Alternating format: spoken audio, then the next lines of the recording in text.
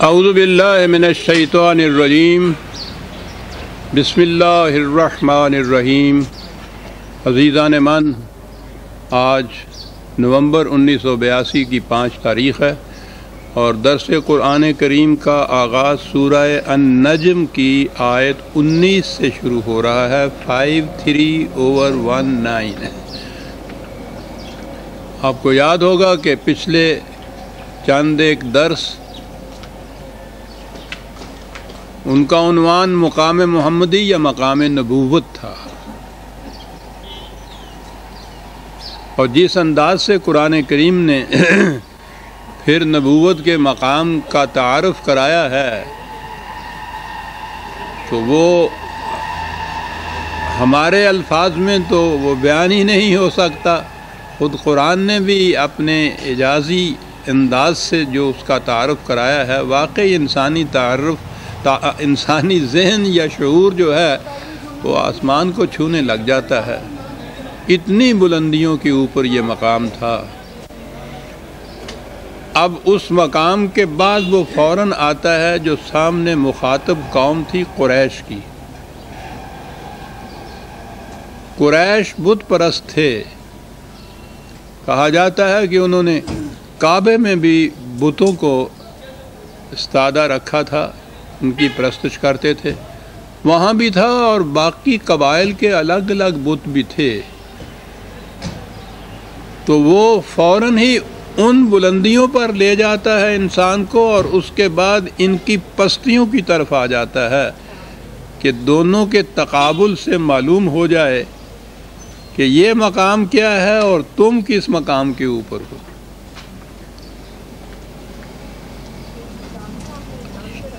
فوراً ہی وہ شروع کر دیتا اس چیز سے۔ یوں آج ہم اسے اچھی طرح سمجھ نہیں سکتے کہ وہ جو اتنا عظیم فلک پیما بلکہ عرش بوس مقام جو تھا، اس کے فوری بعد ہی یہ افرأیتم اللات والعزی ومناۃ الثالثۃ الاخری، کہ ان میں کیا ربط ہے۔ اس کے بعد ان کا ذکر آ گیا تو ربط تو یہی ہے کہ وہ قوم مخالف جو سامنے تھی، پہلی آیات بھی تو ان کے سامنے ہی پیش کی جا رہی تھی، بتایا جا رہا تھا کہ مقام نبوت کیا ہے، اور اسے تو حضور نے جو اپنا پہلا پیغام اس قوم تک پہنچایا ہے، اس کو عملاً جسے کہتے ہیں ایلسٹریٹ کر کے بتا دیا تھا کہ نبی کس مقام پر ہوتا ہے، اور وہ جو کچھ کہتا ہے وہ عجیب، وہ خود بجائے خیش ایک ایسی مثال ہے۔ وہ جو قرآن نے کہا تھا نا کہ وہ افق اعلیٰ پہ ہوتا ہے، آسمان کی بلندیوں سے اس کو تعلیم ملتی ہے، زمین پر رہنے والے انسانوں کے معاملات کا وہ حل پیش کرتا ہے۔ تو یہ عجیب قسم کا اشتراک تھا نبوت کا۔ اسی طرح نبی اکرم صلی اللہ علیہ وسلم نے پہلی بار جب یہ اپنا پیغام پیش کیا ہے تو وہ یہی تھا کہ آپ ایک پہاڑی پر کھڑے ہو گئے تھے، اور وہاں سے آپ نے آواز دی تھی۔ عربوں کے ہاں جو طریق ہوتا ہے کسی بہت بڑے خطرے کی آگہی کے لیے جو آواز دی جاتی ہے، آپ نے وہ آواز دی تھی، تو وہ فوراً میں یہ مکے کے قریش لپک کر دوڑ کر وہاں پہنچے پہاڑ کے نیچے کہ کوئی بہت بڑا خطرہ ہے۔ تو حضور نے ان سے کہا کہ آپ لوگ یہ آ گئے، اگر میں تمہیں یہ بتاؤں کہ اس پہاڑ کی دوسری طرف ایک بہت بڑا لشکر ہے جو تم پر حملہ آور ہوگا اور تمہیں تباہ کر دے گا، تو کیا تم اسے تسلیم کرو گے؟ انہوں نے کہا کہ ہم کیوں نہیں تسلیم کریں گے، اس لیے کہ ایک تو یہ ہے زمانہ قبل از نبوت میں بھی حضور کی زندگی ایک مثالی زندگی تھی۔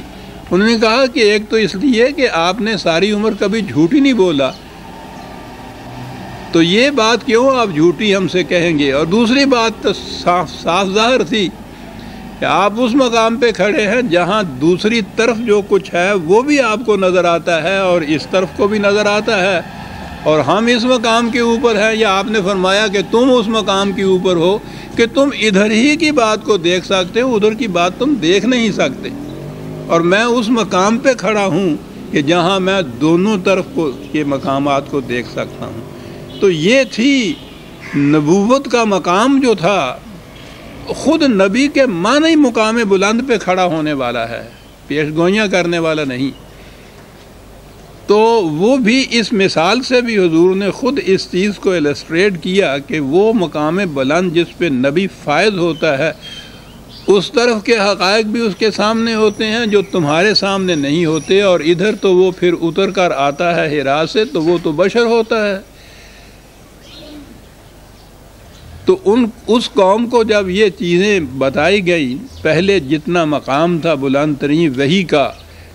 تو اس کے بعد پھر ان سے یہ کہا گیا، تو ربط یوں ہے کہ ان سے کہا گیا کہ یہ مقام ایک طرف،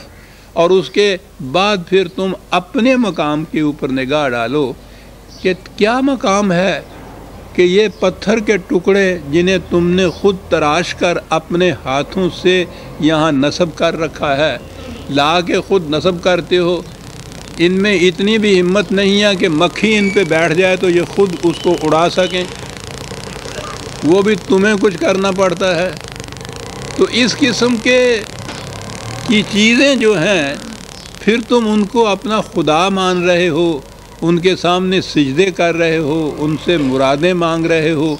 ذرا اس پستی کو تو دیکھیے، اس بلندی کو دیکھیے اور اس پستی کو دیکھیے۔ اور واقعی یہ تقابل ایسا ہے کہ وہاں سے ادھر لا کر ان کے اگر وہ جو نظری طور پر ان کے عقائد تھے وہ بیان کیے جاتے تو وہ بات بمشکل سمجھ میں آ جاتی۔ وہ عملاً محسوس چیز جو سامنے رکھی تھی، وہ پتھر کے ٹکڑے، کہا یہ سوچو تم کہ کس مقام پہ تم کھڑے ہو۔ اور پھر خدا کے متعلق وہ لوگ خدا کو بھی مانتے تھے، لیکن یہ جتنے بت تھے وہ جیسے یہ ہندوؤں کے ہاں بھی یہ چیز تھی، جہاں بھی بت پرستی ہوتی ہے وہ لوگ کہتے یہی ہیں کہ یہ خدا ہی کو ہم مانتے ہیں، وہ اس شکل میں دنیا کے اندر آتا ہے، محسوس شکل میں خدا کو ہی مانتے ہیں۔ حتیٰ کہ لات جو ہے اس کے متعلق تو یہ تھا کہ یہ صیغہ جو ہے مؤنث کا جسے آپ کہتے ہیں فیمینن جنڈر جو ہے، تو یہ وہ کہا کرتے تھے کہ الہ یا اللہ ہی کا فیمینن جنڈر ہے جو اللہ تو انہوں نے بنایا ہے۔ تو بہرحال انہوں نے کہا کہ یہ سوچو تو صحیح کہ یہ مانتے ہو خدا کو، تو وہ مانتے تھے۔ حضور کی بعثت سے پیشتر ان کے ہاں اللہ کا حضور کے والد ماجد کا نام عبداللہ تھا، اور تو اور رہا، اللہ کا وہ مانتے تھے، لیکن تصور اسی قسم کا ہی تھا جیسا بت پرستوں کے ہاں ہوتا ہے۔ تو انہوں نے کہا کہ یہ بھی چیز دونوں کہ تم خود اللہ کو بھی مانتے ہو، اور یہ ساری دیویاں تھیں، ان کی دیوتا نہیں تھے، تو وہ ان کو مانتے تھے لڑکیاں یا بیٹیاں۔ کہا یہ کہ ذرا اس کو تو سوچو کہ تم کس قسم کا خدا مانتے ہو۔ خدا کے ہاں تم کہتے ہو یہ اس کی بیٹیاں ہیں، اور عربوں کے ہاں یہ چیز موجود تھی کہ بیٹی کی پیدائش پہ ان کا، جیسے قرآن نے خود کہا ہے، چہرہ سیاہ ہو جاتا تھا، وہ منہ چھپاتا پھرتا تھا کہ کسی کو معلوم نہ ہو جائے کہ میرے ہاں بیٹی ہے۔ وہ سوچتا تھا کہ اس کو زندہ رہنے دوں یا زندہ درگور کر دوں، گاڑ دوں۔ وہ واقعی دفن کر دیا کرتے تھے بیٹیوں کو پیدا ہونے کے بعد ہی، یعنی بیٹی کی پیدائش ان کے نزدیک اس قدر باعث شرم چیز ہوتی تھی کہ وہ اس سے بچنے کے لیے بیٹی کو زندہ ہی مار دیتے تھے۔ کہا یہ سوچو تو صحیح کہ تم کہتے ہو ہم خدا کو بھی مانتے ہو، ایسے خدا کو مانتے ہو کہ جس کے ہاں تم کہتے ہو کہ یہ بیٹیاں ہیں اس کی، اور اپنے ہاں تم بیٹے تسلیم کرتے ہو۔ پہلی چیز تو تمہارا خدا کو ماننا ہی ہے تم۔ تو یہ ساری جتنی بھی تھی یہ ان کے ہاں کی دیویاں تھیں، دیوتا بھی نہیں تھے۔ عَلَاكُمُ الذَّكَرُ وَلَهُ الْأُنثَىٰ تِلْكَ إِذًا قِسْمَةٌ ضِیزَىٰ۔ کہا پہلی تقسیم تم دیکھو کہ اپنے ہاں تو بیٹوں کی خوشخبریاں اور جشن مناتے ہو، اور یہ خدا کے ہاں تم بیٹیاں مانتے ہو، اور بیٹی کے متعلق تمہارا اپنا عقیدہ یہ ہے کہ اس سے تو شرم آ جاتی ہے انسان کو۔ یہ تو رہے وہ پتھر کے ٹکڑے۔ عزیزان من، آگے ہے وہ بات جو آ رہی ہے، کتنی عظیم حقیقت ہے، اور کون سی حقیقت قرآن کی عظیم نہیں ہے۔ وہ تو جب یہ ایک چیز سامنے آتی ہے جس پہ میں خود اندر